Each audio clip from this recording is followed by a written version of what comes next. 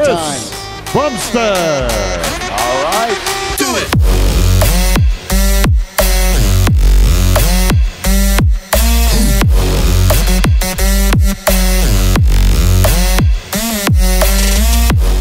Dans l'univers du bodybuilding, le commun des mortels a retenu deux grands noms. Le premier est bien sûr Arnold Schwarzenegger, aka Terminator ou encore Governator. Le second, qui n'est pas à pâlir niveau réputation, est bien sûr le légendaire Ronnie Coleman, surnommé aussi Big Ron. Ces deux monstres, bien que dans des catégories différentes, ont fait passer le concours Mister Olympia à un niveau supérieur. Et si vous vous demandez où est la relève, eh bien la voici, avec Chris Bumstead. Ce beau gosse ressemblant à Ned Flanders baraqué sur scène concourt dans la même catégorie que là où était Arnold. C'est Bum, c'est aussi 17 millions de followers sur Insta, 4 premiers titres au classique physique Mister Olympia et est une source d'inspiration pour tous les go muscu du monde. Laisse-moi te conter son histoire. Générique.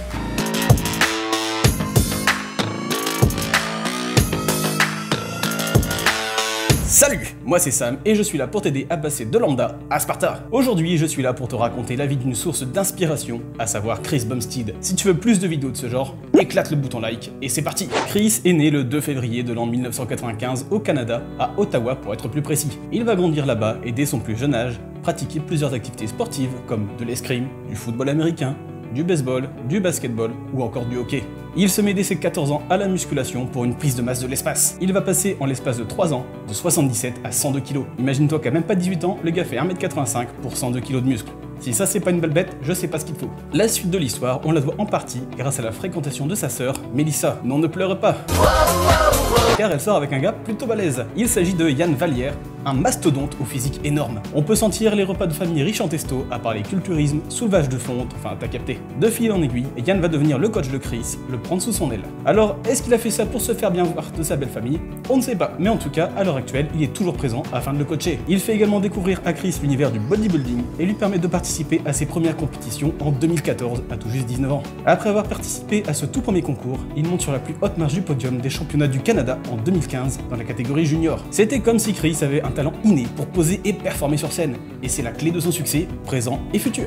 Il remporte ensuite en 2016 les prestigieux IFBB North American Championship. Il n'a alors que 21 ans et cette première victoire professionnelle lui permet d'obtenir sa carte IFBB. La même année, le Canadien termine sur la 3e marche du podium de la IFBB Diana Cadeau Classic. Il poursuit ses belles performances en 2017 en remportant tour à tour la médaille d'or de l'IFBB Pittsburgh Pro et l'IFBB Toronto Pro dans la catégorie toujours des classiques physiques. Pour sa première participation au prestigieux Mister Olympia en 2017, Chris finit 2e de la catégorie classique à seulement 3 points de son rival américain Brian Hensley. Le Canadien se remet ensuite au travail et présente de nouveau en 2018, plus motivé que jamais. Il termine une nouvelle fois à la 2e place, mais cette fois-ci il y a un seul point d'écart. 2018 marque cependant un tournant dans la vie personnelle de notre Canadien préféré. Il passe 3 nuits entières aux urgences sous diurétique pour évacuer le surplus de potassium dû à des problèmes rénaux, puis garder en observation pendant environ 4 semaines. Venu à cause d'une sévère rétention d'eau, il est diagnostiqué comme atteint d'une maladie auto-immune, la néphropathie à immunoglobine A, encore appelée maladie du berger. Il doit donc redoubler de vigilance et prendre encore plus soin de sa santé, mais décide de continuer à s'entraîner. L'écart avec Hensley s'étant bien réduit, nombreux sont ceux qui pensent que Chris remportera l'édition 2019. Et il ne s'y trompe pas. Et l'année 2019 est la bonne année pour l'athlète canadien. Il devance à son tour d'1 point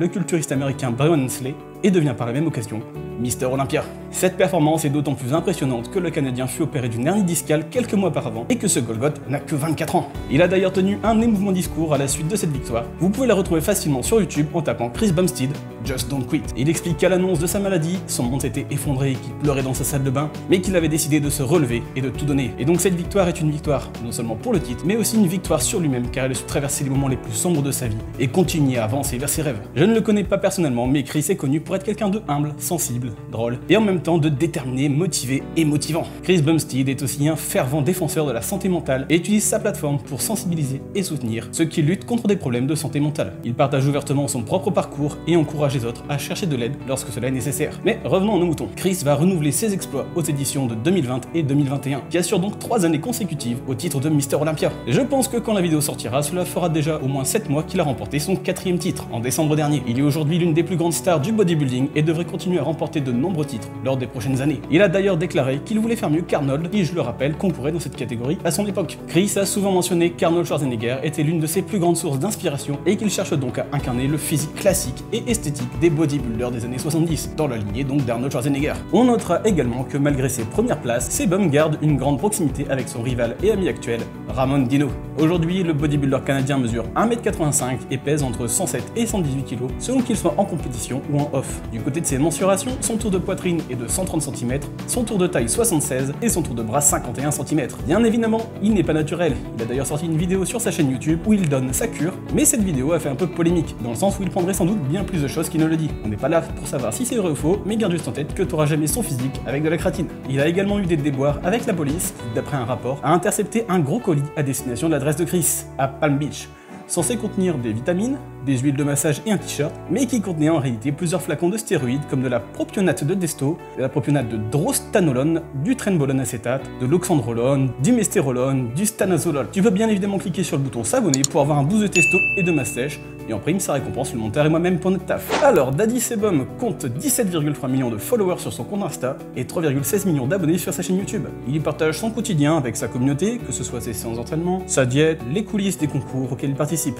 Il partage également quelques vlogs de voyage, et dans un post, il a annoncé son futur mariage avec Courtney Alexis King, une blogueuse fitness, lifestyle et santé, ou un truc du genre. Ça m'intéresse pas des masses, mais t'as l'info. Petit fun fact, il a une sorte de sosie indien en version skinny qui fait aussi des compétitions de body, et tu l'as sans doute déjà capté dans un short, la ressemblance est vraiment drôle. En parallèle de sa carrière de bodybuilder professionnel et de son activité d'influenceur fitness, Chris Bumstead a également tourné dans un film documentaire retraçant le parcours d'un autre célèbre culturiste, Callum Von Moger. Il revient notamment sur le parcours de l'athlète australien pour se remettre d'une blessure grave à la suite d'un terrible accident d'escalade. Comme on est avant tout sur une chaîne de muscu, et pour ne pas changer les habitudes, je te partage son programme d'entraînement. Son training est en réalité un split en 5 séances, mais d'où Jésus qui doit être intense. N'hésite pas à me dire en commentaire si tu veux que je fasse en vidéo une ou plusieurs de ces séances. Allez, on commence avec la première séance, à savoir le dos. Donc c'est composé de 4 séries jusqu'à l'échec de soulevé de terre, de 4 séries de tirage en buste penché, 2 séries en suppi et 2 séries en pronation, du tirage vertical ou des tractions, du tirage vertical bras tendu à la poulie haute, du rowing halter à un bras, du tirage horizontal et des extensions lombaires, où il fera 2 séries jusqu'à l'échec. En deuxième, un petit pec biceps des familles. Donc il va commencer avec du développé couché incliné, du développé couché classique,